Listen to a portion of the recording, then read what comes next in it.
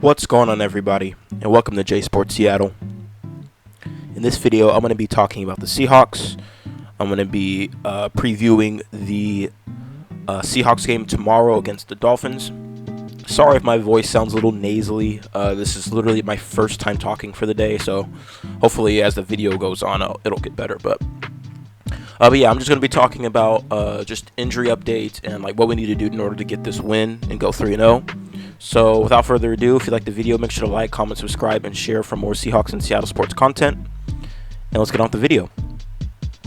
Alrighty, so so tomorrow we face the Dolphins in Week 3.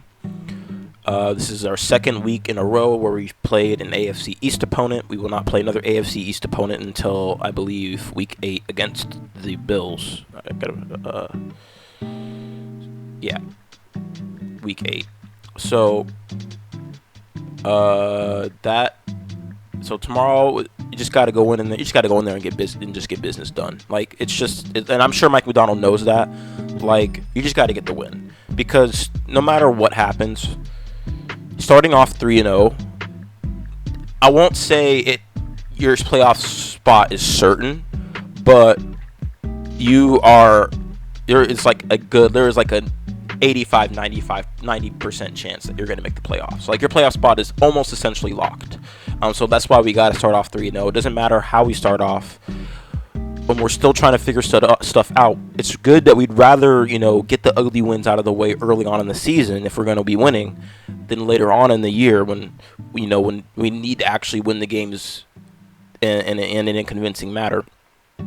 So I do think we just got to get business done. Like, that's just what we need to do. Because it is a backup quarterback. It is a 7th rounder from 2022 who has not really done well since he's entered the league. So you gotta get it done. So like I said, I know Mike McDonald knows that, and I'm sure we'll walk away with the win. I'm like 90%. I'm like 98% sure we'll walk away with the win. But yeah. I will talk about how we will be able to get that done later. But first, let's go over injury updates. This is as of September 20th, so yesterday. Shout out to Bob Condotta once more. So early on this week, it did not look good at all. It looked worse than last week. Like, what was that? 9 people didn't practice? 4. Yeah, that's bad. But overall, it got better, because I'm sure people just needed rest. Because, the days after a football game, like, you're sore, everything's hurting. So, like, you got to keep in mind, sometimes we forget these guys are human too, and they got to heal just like the rest of us. But it was not looking good early on. It looks better now, and the final game status looks a lot better than what I was anticipating, considering the amount of people that were out and limited. But Walker is doubtful, so that he probably won't play the game. Jerome Baker's probably not going to play. Hamstring. Yeah, he shouldn't play him with a hamstring. Like, I think putting him in last week when he had that hamstring injury just aggravated it. So I think he should just remain out and put in Tyrese Knight, and let him get his reps. And then added on, Derek Hall is now questionable.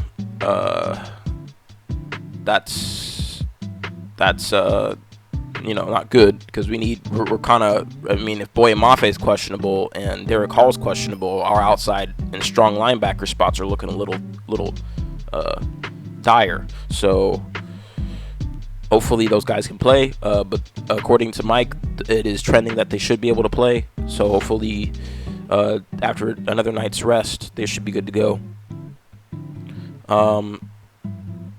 But yeah, like, other than that, we're most likely going to be missing 4 people in total. That's not too bad entering this game, but we should still be able to get that dub, even though we're missing key players. Moving on to the Dolphins. They have a slightly banged up squad, but this was as of Thursday, September 19th. As far as I know, there are 2 people out You know what? I'm actually just gonna pull up Dolphins injury report. I'll just pull up their thing. Okay, so Grant Dubose is out. Raheem Mostert is doubtful. Malik Washington is doubtful. Now, Raheem Mostert, that would be a huge loss if he doesn't play.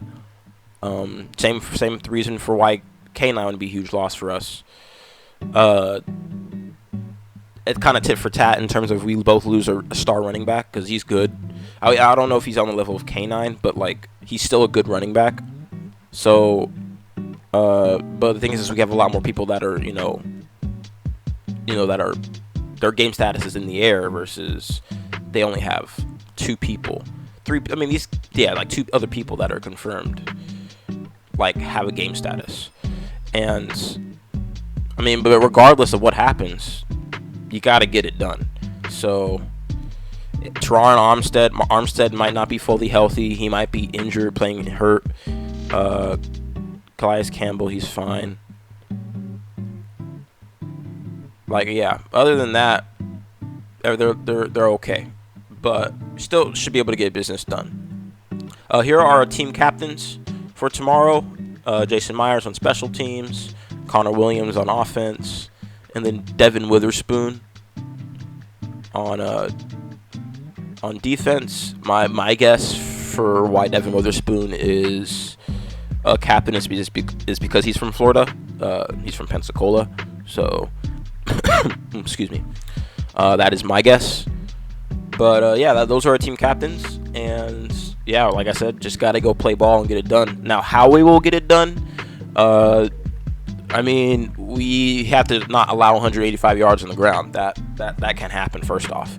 So run defense has definitely got to shore up and try to do what they did in week 1, but better. And I'm sure Mike Macdonald notes that early on. I'd say we have to get sacks. Like, it's just you have to. We have the most pressures in the league throughout the first 2 weeks I saw on Sammy on Tap, by Sammy on Tap, and we need to get home. We need to get sacks. So we have to get to the quarterback, hit him, sack him, force errant throws. Do what we did in week 1 against Bo Nix. And I say just keep doing what we were doing in the air. Just keep scheming.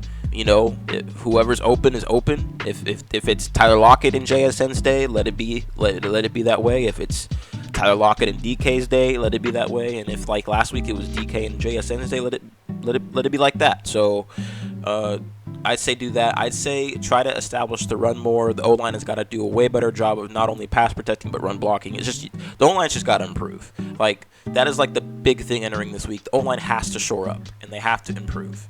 Connor Williams has done not bad in the first 2 games, I've been told. Charles Cross has been a stone wall. He's actually been like the one bright spot on our O-line, and he's playing at an all-pro level right now. If you go to his PFF, like, I'm actually going to search that up right now.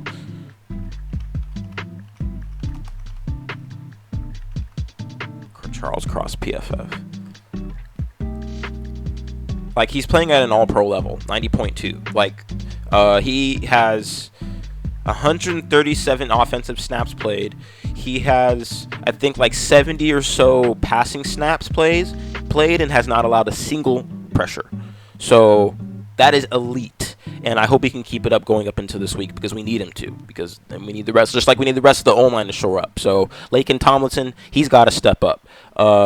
George Fan is out. So Stone Forsythe is, he's not that good, but he's like barely serviceable at best. And we need him to step up somehow. He's a bigger guy, and his frame gets beat easier against smaller defenders. And smaller rushers. So Connor Williams has got to do his thing, and if these guys can't, if like Laken Tomlinson cannot figure it out, I say put in Christian Haynes or something like. But you don't want to ruin chemistry, so I understand why Mike Macdonald would be hesitant to do that. But yeah, I feel like that's what we got to do. And I guess on defensively, like I said, get sacks. You just gotta cover the best guys. You gotta sometimes you gotta throw a double at one person while sending the house. Do it. So I like where we are at heading into this game, and hopefully we will get away with this win. But yeah, I think that's all I have for this video. I will probably make a video either tomorrow or the day after, depending on what happens.